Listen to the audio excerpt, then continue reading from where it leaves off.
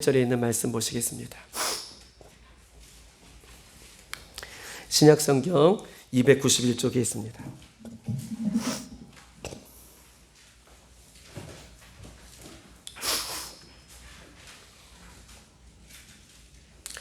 신약성경 291쪽 고린도후서 6장 1절에 있는 말씀만 보시겠습니다. 고린도후서 6장 1절에 있는 말씀.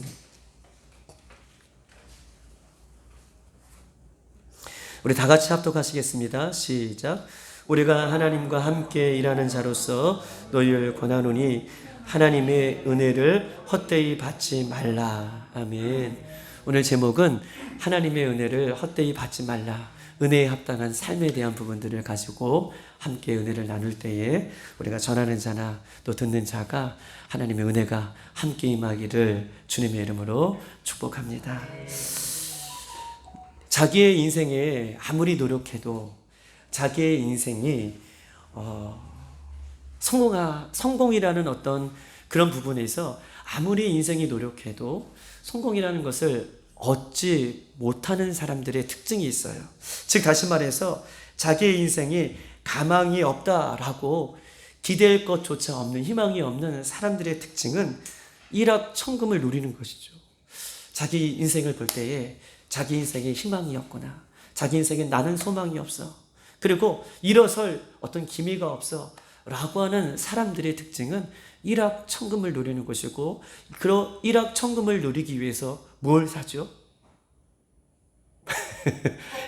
복권을 사잖아요. 네, 맞아요. 복권을 사잖아요. 로또 복권 이런 거는 삽니다. 그런데 그 로또 복권에만 당첨되면 모든 것이 행복해질 수 있다고 생각하는, 그래서 자신의 힘으로는 스스로 일어날 수 없다, 소망이 없다라고 하는 사람들이 그 일확천금의 기회를 노리기 위해서 복권을 사서 복권만 당첨되면 자신의 인생은 이제 행복해질 수 있을 거야, 자신의 인생은 이제 형통해질 수 있을 거야 라고 하는 기대감을 가지고 복권을 사죠. 그런데 복권을 사서 당첨이 됐다라고 해보십시다.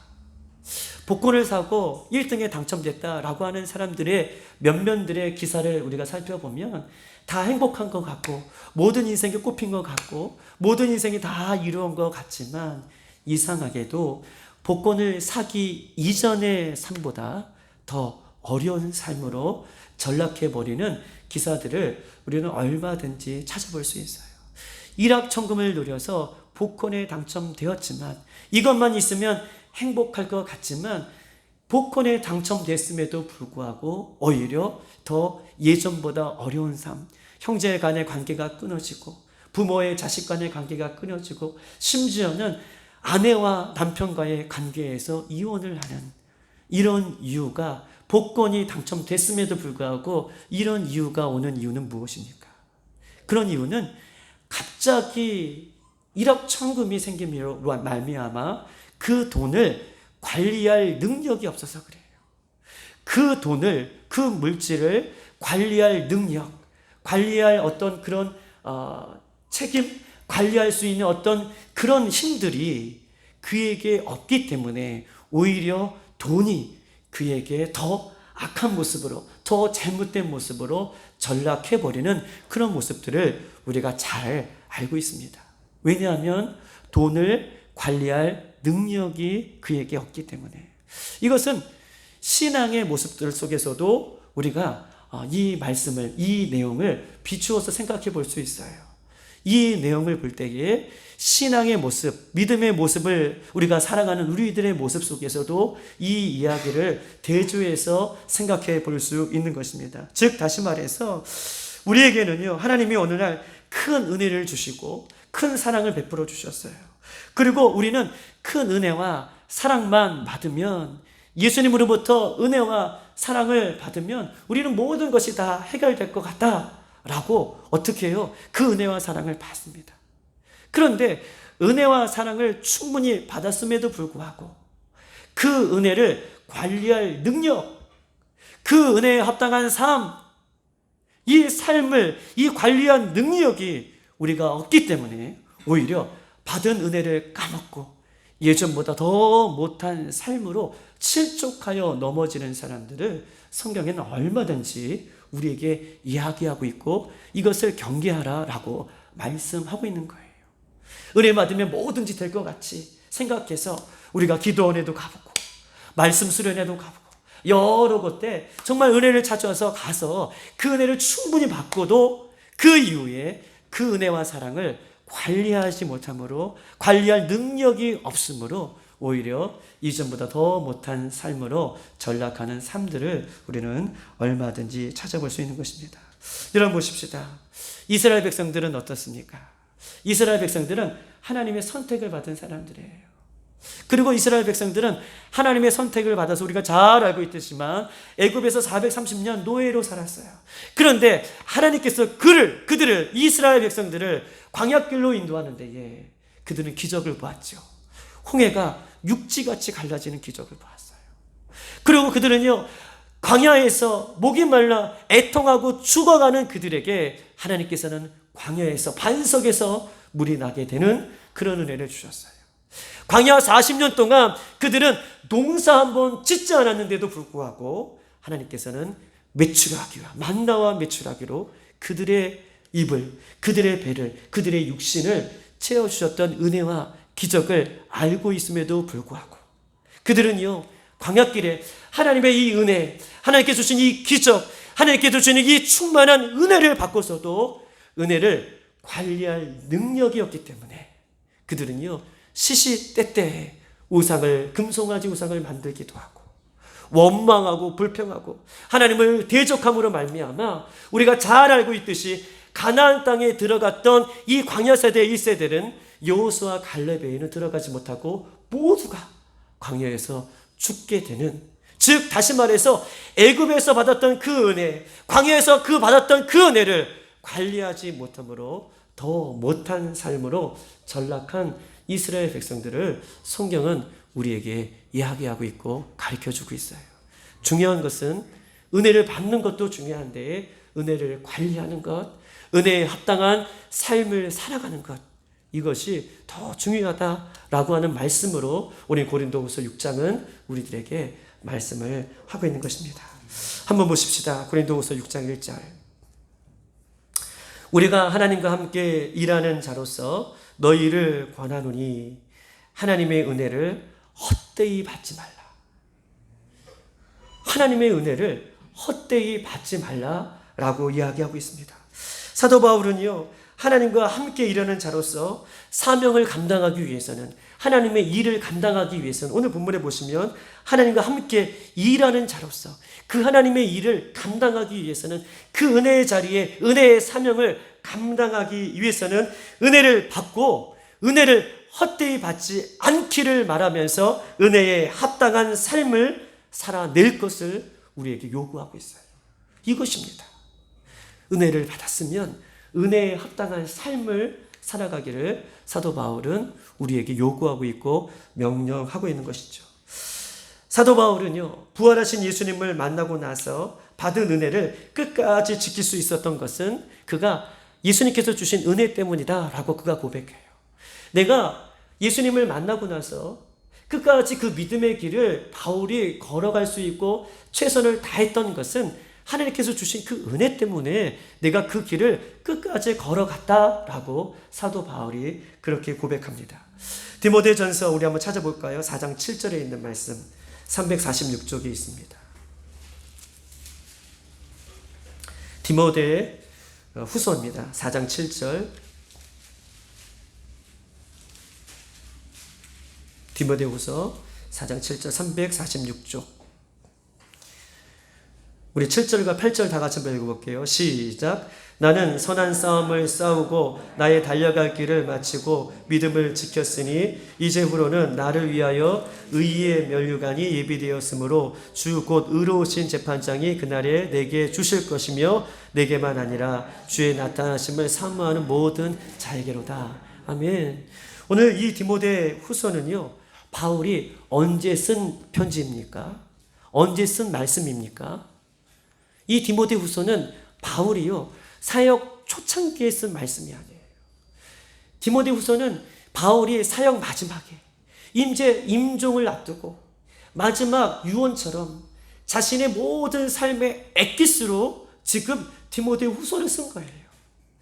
자신의 인생의 마지막에 사랑하는 디모데에게 혹은 교회들에게 디모데 후서를 쓰면서 마지막으로 자신의 인생의 임종을 앞두고 엑기스처럼 그렇게 그가 예수님 앞에 고백합니다. 뭐라고 고백합니까? 나는 선한 싸움을 싸우고 나의 달려갈 길을 마치고 믿음을 끝까지 지켰다. 이제후로는 나를 위하여 의의 면류관이 예비되었으므로 주 곧 의로우신 재판장이 그날에 내게 주실 것이며 내게만 아니라 이렇게 나처럼 그 길을 따라하는 자에게, 그 길을 사모하는 자에게 예수님께서는 의의 면류관을 나에게도 주신 것처럼 너희들 가운데에도 주시기를 원한다 라고 그가 마지막에, 그의 인생의 마지막에 그가 그렇게 지금 고백하고 있는 것입니다. 즉 다시 말해서 그가 마지막까지 선한 싸움을 싸울 수 있었던 것은, 믿음의 경주를 최선을 다해서 있었던 것은, 믿음을 지켜서 있을 수 있는 것은 예수님께서 나에게 주신 은혜 때문이다.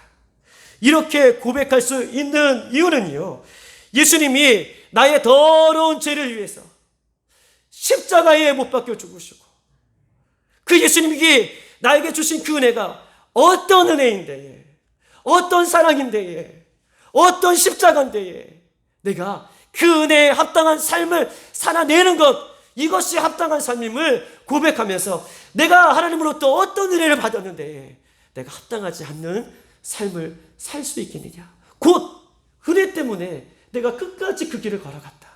예수님께서 나를 위해 죽으신 그 은혜 때문에, 나를 불러주신 그 은혜 때문에 내가 끝까지 믿음을 지켰다 라고 그가 지금 그렇게 고백을 하고 있는 것입니다. 사랑하는 여러분, 반드시 기억할 것은 이것입니다. 이와 같이 하나님의 은혜라는 것은요, 정말 내가 하나님의 은혜를 받았다면 우리 신앙이 나태하거나 방종하지 않는다는 거예요. 바울이 고백하잖아요. 나를 불러주신 은혜 때문에 내가 이 임종의 마지막 순간까지 내가 달려올 수 있었던 것은, 그 길을 걸어갈 수 있었던 것은 예수님의 그 은혜 때문이다. 십자가를 지시고 나를 선택하시고 나를 위해 죽으신 그 은혜 때문에 내가 이 길을 걸어갈 수 있었다. 그렇다면 은혜는 무엇입니까?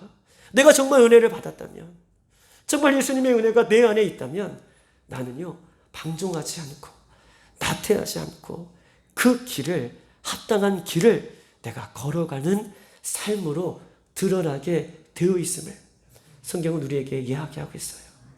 저번에도 제가 말씀드렸듯이 제가 신학교 초반에 우리 조직신학 이 교수님 같아요. 교수님이 제가 말씀드렸잖아요. 신학생 우리 초반에 학생들을 모아놓고 여러분 여기가 딸기가 있다고 생각해 보십시다. 그렇게 얘기하세요. 그리고 딸기를 짜면 뭐가 나오죠? 라고 얘기해요. 삼척동자도 다 아는 얘기죠. 딸기를 짜면 뭐가 나와요? 딸기가 나와요. 사과를 짜면 뭐가 나와요? 사과를 나와요. 이 이야기를 하시는 거예요. 그러면서 조직신학의 모습들을 믿음에 대해서 이야기해요. 정말 우리가 믿음이 있다면 우리의 삶의 모습이 어떻게 드러나느냐? 믿음의 모습으로 드러나는 거예요. 딸기를 짜면 딸기가 드러나듯이 나의 믿음을 짜면, 우리 최원동 집사님을 여기서 더 짜면 믿음이 드러나는 거예요. 은혜가 드러나는 거예요. 문복은 목사를 여기서 짰는데 믿음이 드러나지 않고 은혜가 드러나지 않는다. 이것은 다시 생각해 보아야 할 믿음과 은혜인 것을 성경은 우리들에게 이야기하고 있어요. 사도 바울은 내가 끝까지 믿음을 지키고 선한 싸움을 싸웠고 달려갈 길을 달렸고 내 인생의 마지막까지 이렇게 달려올 수 있는 것은 예수님께서 나에게 주신 그 은혜 때문에, 그 은혜 때문에, 그 은혜가 나를 여기까지 오게 하였다 라고 그가 그렇게 고백하고 있는 것입니다. 반대로 은혜에 합당한 삶을 살지 않을 때에 은혜는요, 점점 힘을 잃어버리는 것이죠. 은혜를 주셨음에도 불구하고 그 은혜를 관리하지 않고 은혜에 합당한 삶을 점점점 하지 아니하면 하나님 뜻대로 결국은 살지 않고 은혜가 우리에서 떠나가는 그런 모습을 성경은 우리에게 얼마든지 말씀을 통해서 우리에게 얘기하고 있어요. 관리를 어떻게 잘 하느냐? 합당한 삶을 내가 살아가느냐? 여기에 키포인트가 있음을 성경 우리에게 이야기하고 있습니다. 바울은요, 그의 인생을 예수님을 만나기 전과 예수님을 만난 이후로 나눌 수 있어요. 물론 우리들도 마찬가지죠. 우리들의 삶을 돌아보면 예수님을 만나기 전과 예수님을 만난 이후의 삶으로 나눌 수 있어요. 바울도 예수님을 만나기 전에는 우리 로마서를 읽으면 나는 율법으로 살았다. 율법을 자랑하고 율법에 의해서 율법을 지키는 바리새인 중에 바리새인이라고 그가 고백합니다. 그렇죠. 나는 가말리의 문화에서 살았고 바리새인 중에 바리새인이고 율법으로는 최고의 선봉자로 선 사람인 것을 기억하면서 예수님을 만나기 전에는 그가 율법으로 살았음을 강조해요. 그런데 로마서 8장에 보면 이제는 예수님을 만나고 내가 율법에서 자유하여 하나님의 은혜 가운데 산다라고 그가 고백합니다. 그러면서 로마서 12장에도 그가 동일하게 고백하는데 우리 한번 찾아보십시다. 로마서 12장 1절과 2절에 있는 말씀 한번 찾아보십시다.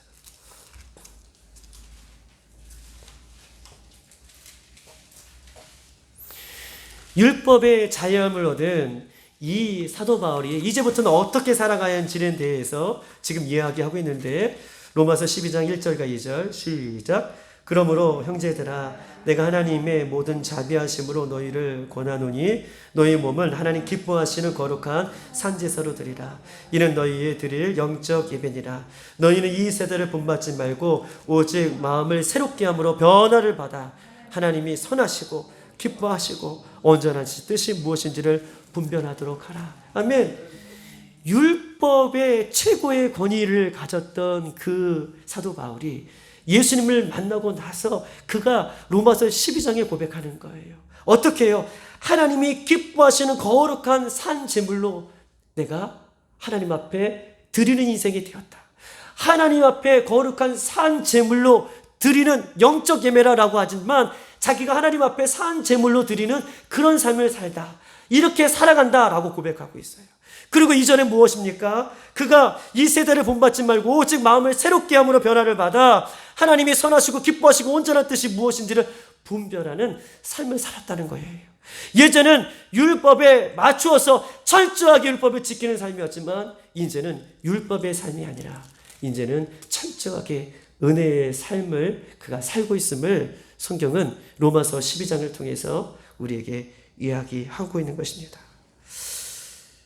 육신의 일이 사도 바울에 있는 것이 아니라 이제 영적인 일에 그가 온전하게 힘씀을 성경은 우리에게 이야기하고 있어요. 그렇다면 우리는 어떻게 하면 이것이 육신의 일이고 이것이 성령의 일인가를 우리가 어떻게 분별할 수 있습니까? 우리가 예수님께서 주시는 그 은혜를 합당하게 받아야 할, 합당하게 쓸, 합당한 열매로 그렇게 삶을 살아가기에 있어서는 우리가 이것이 육신의 일인지 이것이 영적인 일인지 이것을 분별하면서 육신의 일이 아니라 영적인 일에 더욱더 힘을 써야 되는 것인데 우리가 이것이 육신의 일인지 영적인 일인지를 분별할 수 있는 기준은 무엇입니까? 그것은요, 우리에게 주시는 하나님의 말씀으로 이것이 육신의 일인지 이것이 영적인 일인지를 우리가 분별할 수 있어요. 할렐루야. 이것이 육신의 일인지 이것이 영적인 일인지를 분별할 수 있는 것은 하나님의 말씀으로, 변함이 없는 진리의 말씀으로 이것이 육신의 일인지 이것이 영적인 일인지를 분별할 수 있습니다. 그런데 말씀을 통해 분별하기 전에 조건이 있어요. 말씀을 통해서 분별하기 전에 조건이 있는데 그것은요, 우리가 하나님의 말씀을 깨끗한 마음으로, 거룩한 심령으로 받을 수 있도록 나의 죄를 먼저 회개하고, 아멘, 성령의 충만한 은혜를 간구하고 그렇게 말씀 앞에 설 때에 그 말씀이 기준이 되어서 우리가 이것이 육신의 일인지 이것이 성령의 일인지 우리는 분별할 수 있음을 성경 우리에게 말씀하고 있는 것입니다. 사랑하는 여러분, 오늘 우리는요, 이 시대를 살아가면서 육신의 일이 아니라 우리는 이 말씀의 일, 성령이 원하시는, 하나님께서 기뻐하시는 일을 말씀으로 분별해내는 저와 여러분의 삶이 되기를 주님의 이름으로 축복합니다. 로마서 12장 우리가 1절을 보았는데 그러므로 라고 이렇게 고백하고 있어요. 사도 바울이 그러므로 형제들아 라고 고백합니다. 그러므로 형제들아 내가 하나님의 모든 자비하심으로 너희를 권하노니 너희 몸을 하나님이 기뻐하시는 거룩한 산 제물로 드리라. 이는 이것이 너희의 드릴 영적인 예배라 라고 이렇게 고백합니다. 그러므로는 무엇입니까? 내가 바울이 예수 믿기 전에 율법으로 살할 때를 얘기하고 있어요. 그러므로는 내가 율법으로 살기 전에는 하나님 기뻐하시고 온전한 뜻이 무엇인지를 알지 못했는데 이제 은혜를 받고 율법에서 자유하고 예수님의 은혜 가운데 살다 보니 은혜 가운데 살게 되었으니 어떻게 해요? 은혜에 합당한 삶을 살기 위해서 내가 노력하는데 하나님이 기뻐하시고 온전하신 뜻이 무엇인지를 분별하며 이렇게 살고 있음을 그가 고백하는 거예요. 예전에는 율법대로 그렇게 살았지만 지금은 하나님의 기뻐하시는 뜻이 무엇인지, 하나님이 기뻐하시는 열매의 삶이 무엇인지를 그렇게 살기 위해서 자신이 그러므로 이제는 예수님을 만나고 그렇게 노력한다, 살고 있다 라고 하는 것이 오늘 본문 12장이 우리에게 전해주는 말씀인 것입니다. 즉 우리 인생을 사도 바울은요 산 제물로 드리라고 얘기해요. 이것이 합당한 열매 맺는 합당한 은혜의 삶인 것을 성경 우리에게 이야기하고 있습니다. 즉 다시 말해서 우리의 인생을 하나님께 산 제물로 드리는 인생, 이것이 은혜에 합당한 삶이다 라고 얘기해요. 다시 말하면 사도 바울은 율법에서 벗어나 예수님을 만나고 나서 자기의 삶을 하나님께 드리는 산 제물로 자기의 인생을, 자기의 몸을 드리는 영적 예배, 즉 자기의 몸을 하나님께 드리는 삶을 살았다라고 1절에 고백하고 있죠. 저를 보지 마시고 1절에 보면 그러므로 형제들아 내가 하나님의 모든 자비하심으로 너희를 권하노니 너희 몸을 하나님 기뻐하시는 거룩한 산 제물로 드리라. 이는 너희가 드릴 영적 예배니라. 다시 한번요. 바울은 예수님을 만나고 그 은혜를 경험했어요. 이제는 율법으로 사는 것이 아니라 예수님의 은혜로 사는 것이구나. 그 은혜는 예수님께서 십자가 위에서 나를 위해서 죽으시고 부활하셔서 영원한 내 인생의 구주로 나를 은혜 가운데에 불러주셨던 그 은혜 때문에 열심과 최선을 달려왔어요. 그런데 예수님을 만나고 그가 고백하는 것은 이제 율법이 아니라 내가 사는 것은 내 몸을 하나님 앞에 기뻐하시는 산 제물로 나는 드린다.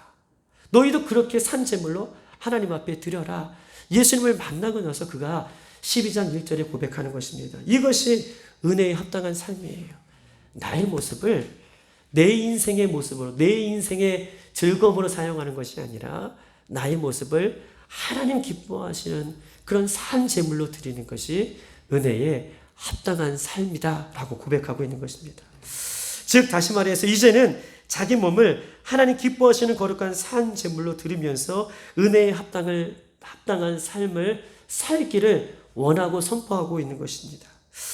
오늘 사도 바울이 이렇게 고백하고 있어요. 예수님은 죄가 없는 자신의 몸을 저와 여러분을 위해서 십자가에 내어주셨고 그러므로 예수님의 십자가는 그 어떤 것으로도 갚을 수 없는 생명의 은혜의 값이기 때문에 이런 값진 예수님의 은혜를 받은 사람의 마음에는 자신을 위해서 이제 사는 인생이 아니라 예수님을 위해서 살아가는 그런 강한 소원하는 마음이 생긴다는 거예요. 다시 한번 예수님이 나를 위해서 십자가에 돌아가시고 예수님께서 그 십자가의 은혜를 우리에게 베풀어 주셨어요. 그리고 그 십자가의 은혜를 경험한 사람은 이제는 자신의 인생에 자신이 주인 되어서 자신이 원하는 삶이 아니라 예수님께서 원하시는 그 삶을 살아내기 위한 강한 소원하는 마음이 우리 가운데 생긴다는 거예요. 예수님을 은혜를 받고는 내가 내 마음대로 살기는 걸 원하는 것이 아니라 이제는 하나님이 원하시는 삶을 살 수 있도록 그런 강한 마음이 그 안에서 생기게 되는 것입니다. 이런 강한 소원한 마음이 들 때에 그런 강한 마음에 소원하는 생각이 올 때에 그 소원함을 따라서 삶을 살아내는 그것이 산 제사의 삶을 살아가는 거예요. 예수님을 만나고 나서 우리 첫사랑을 얘기해 보십시다. 우리가 얼마나 예수님을 위해서 살고 싶습니까?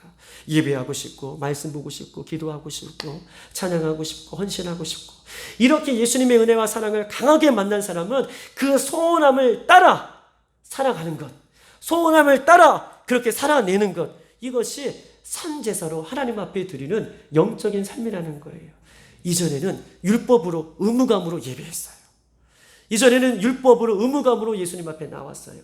헌신했어요. 봉사했어요. 이것이 아니라 이제 예수님이 나를 위해서 죽으시고 나를 위해서 부활하시고 나에게 구원의 은혜를 베푸시고 예수님이 내 인생의 주인으로 내가 그런 은혜를 받았다면 강한 소원함이 있는데 그 소원함을 따라 살아가고 순종하는 것, 이것이 그 은혜에 합당한 삶인 것을 성경은 우리에게 이야기하고 있는 것입니다. 우리는 십자가에서 예수님의 은혜를 받고 예수님의 것이 되었습니다. 우리는 십자가에서 예수님이 우리를 위해서 죽으시고 우리는 예수님의 소유가 되었어요. 예수님께서 우리를 십자가에서 죽으시고 우리를 위해서 십자가의 은혜를 베풀어 주셨기 때문에 우리는 예수님을 믿음으로 예수님의 거룩한 신부가 되었어요. 예수님의 것, 예수님의 소유, 예수님의 신부가 되었다. 즉, 더 이상 자신을 위해서 살아가는 인생이 아니라 하나님 아버지의 기쁨을 위해서 모든 영역에서요. 모든 영역에서 이제 하나님의 기쁨을 위해서 그렇게 살아가는 것. 이것이 은혜에 합당한 삶인 것이에요. 이렇게 하나님께서 강한 마음을 주셔서 은혜에 합당한 삶을 살아내기를 우리에게 요구하시는데 우리는 반대로 자꾸 살면 성령께서 우리에게 깨달음을 주시고 말씀을 깨달음을 주시고 기도함으로 깨달음을 주시고 이렇게 강한 마음으로 살기를 원하시는데 은혜에 합당한 살기를 원하시는데 그 은혜에 합당한 삶을 살지 않을 때에는 우리에게서 은혜가 떠나가고 또 은혜를 받을 때보다 더 못한 삶으로 살아갈 수밖에 없음을 성경은 이야기하면서 끊임없이 은혜 받은 사람은 말씀으로 또한 성령으로 예수님께서 요구하시는 그 성령의 은혜를 따라 삶으로 살아내는 그런 산제사로 드리는 나의 모든 영역에서 나의 삶을 내가 주인 되어서 살아가는 것이 아니라 하나님이 기뻐하시는 삶을 살아내는 것, 이것이 은혜에 합당한 삶인 것을 우리에게 요구하고 있어요. 굉장히 어렵게 굉장히 길게 나나하게 이야기하고 있지만 이제는 내가 나의 원대로 살아가는 것이 아니라 하나님이 기뻐하시는 삶을 살아낼 때에 은혜에 합당한 삶을 살아가는 것이다 라고 이야기하면서 오늘 바울은 내 삶을, 나의 몸을 하나님 기뻐하시는 산제물로 이제 드려라 라고 이렇게 요구하고 있어요. 산제물로 드리는 거예요. 하나님 기뻐하시는 산제물로 드리는 모든 삶이 하나님 기뻐하시는 삶인 것입니다. 두 번째로는요, 하나님 기뻐하시는 은혜에 합당한 삶은요, 나의 삶을 불의의 무기로 죄에 내어주지 말고 하나님 기뻐하시는 의의 무기로 하나님 앞에 내어드리기를 하나님께서는 우리에게 요구하고 계십니다.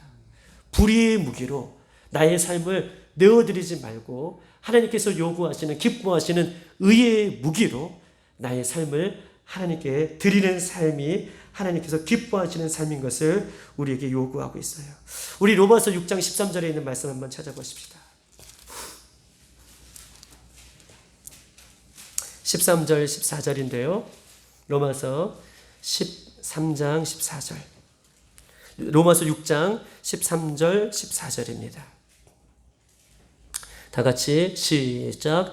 또한 너희 지체를 불의의 무기로 죄에 내어주지 말고 오직 너희 자신을 죽은 자 가운데서 다시 살아난 자 같이 하나님께 드리며 너희 지체를 의의 무기로 하나님께 드리라.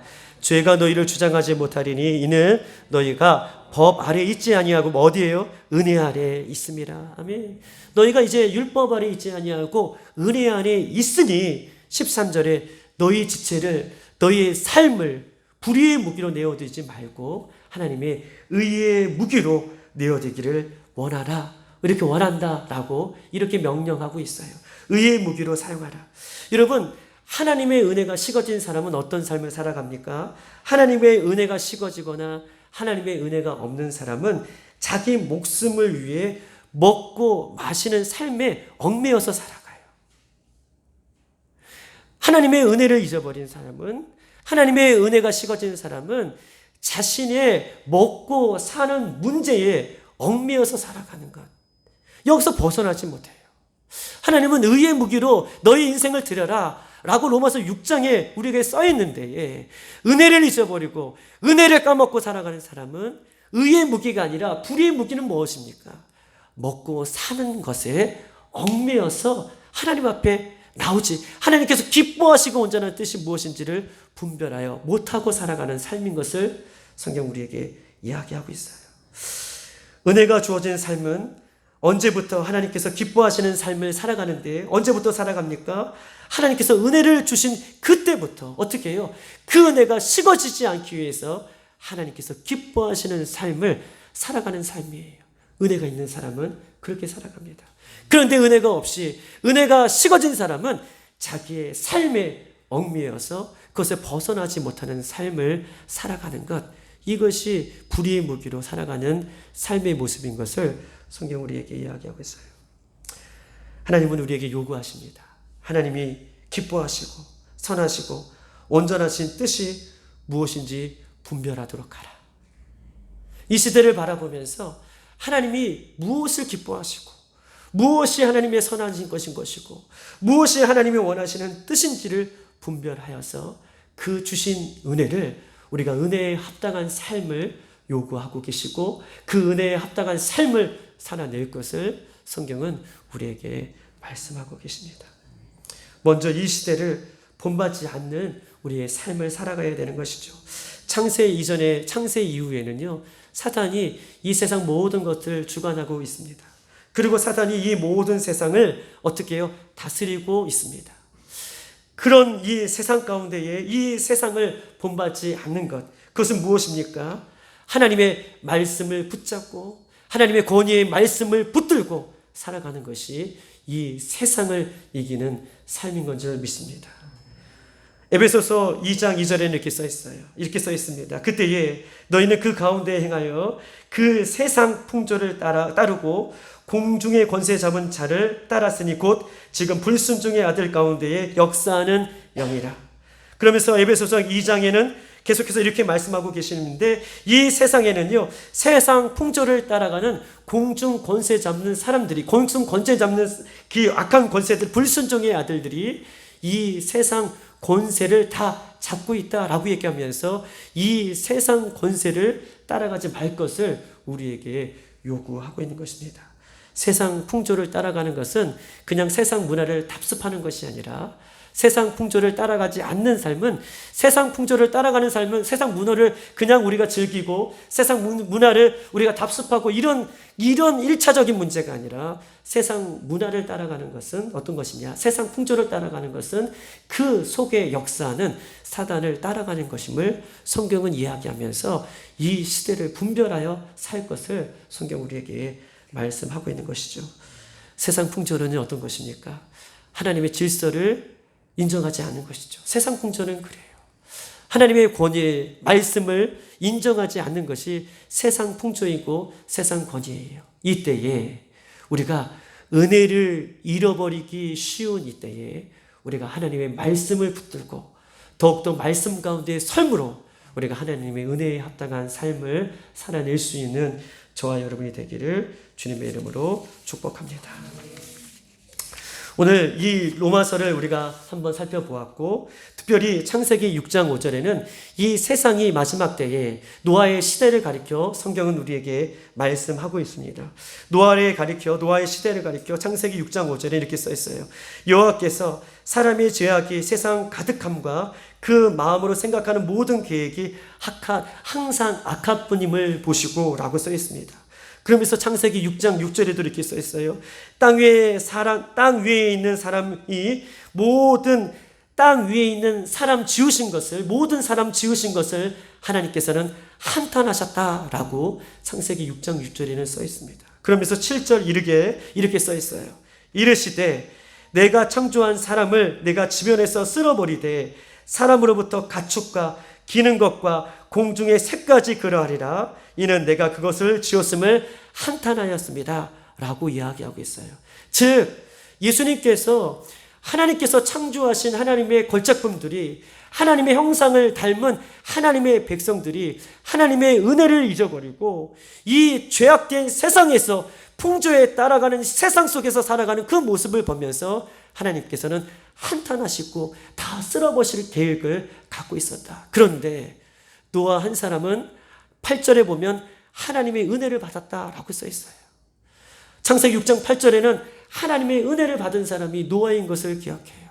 노아는 하나님의 은혜를 받고 120년 동안 하나님께서 홍수로 심판하시겠다라고 하는 이 말씀 속에 심판을 대비하여서 하나님의 말씀에 온전히 그 은혜에, 하나님 말씀에 순종하면서 은혜에 합당한 삶을 살아낸 노아의 모습을 성경은 우리에게 이야기하고 있어요.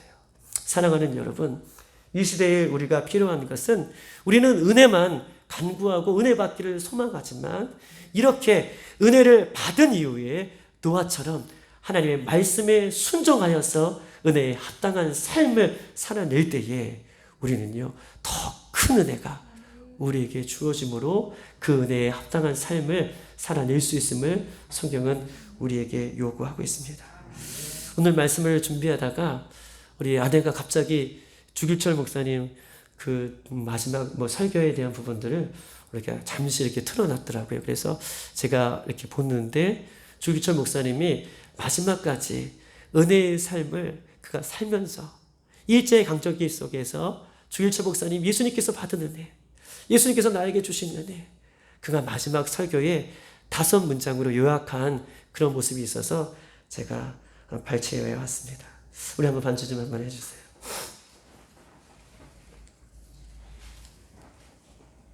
한번 들어보세요. 주길철 목사님의 마지막 이 설교의 5부분에 요약된 말씀입니다. 죽음의 권세를 이기게 하여 주옵소서. 이 옥중에서 쓰신 것이죠. 나는 죽음에 직면하고 있습니다.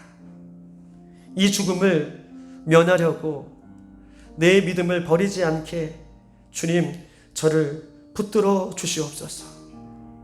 오직 일사각오만 있을 뿐이오니 이 목숨 아끼지 않고 오직 사망 권세를 이기신 주님 앞에 내어드릴 수 있도록 인도하여 주시옵소서. 2번째, 오랜 고난을 견디게 하여 주옵소서.